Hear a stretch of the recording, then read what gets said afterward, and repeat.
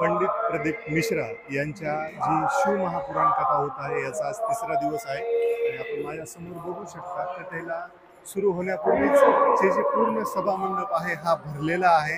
आपण जी पाहिली तर दुसऱ्या दिवशीची गर्दी पहिल्या दिवशीची आणि आज तिसरा दिवस आहे। मोठ्या संख्येने गर्दी वाढते या ठिकाणी। आपल्यासोबत श्री क्षेत्र चाकरवाडीचे महंत आहे। गर्दी आपण पाहिलं तर अपेक्षेपेक्षा जास्त आहे काय? हो, कारण हे स्थानच हे अलौकिक क्षेत्राचं स्थान आहे आणि थोर संत मौली महाराजांचे पूर्ण भारतभर भक्त असल्यामुळे आणि त्यांच्या पुण्यस्मरण प्रीत्यर्थ त्याचं दर्शन आशीर्वाद शिव महापुराण कीर्तन प्रवचन श्रवण आणि महाप्रसादासाठी सर्व देशातून आलेले भक्त आहेत, त्यामुळे गर्दी आहे।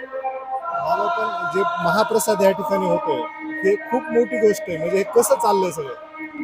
काय नाही, महाप्रसाद हे 24 तास महाप्रसाद चालू आहे, सतत स्वयंपाक चालू आहे, सतत प्रसाद घेतात लोक। हे हनुमानजी मौली महाराज आणि शिवजींची कृपा। हे जे महाशिवपुराण होते ह्याचं महत्व काय?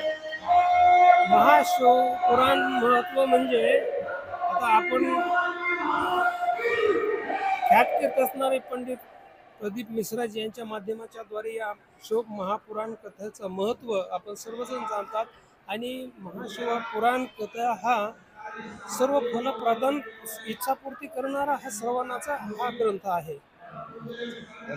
आपण पाहू शकतोय की या ठिकाणी जे नियोजन चाललेलं आहे आणि महाप्रसाद म्हणजे रोज लाखोच्या संख्येने या ठिकाणी जे भावी भक्त आहेत या शिवपुराण कथेचा लाभ घेताना दिसत आहेत। कॅमेरामॅन रवींद्र कुंभारे सोबत मी जालिंदर दांडे, श्री क्षेत्र चाकरवाडी।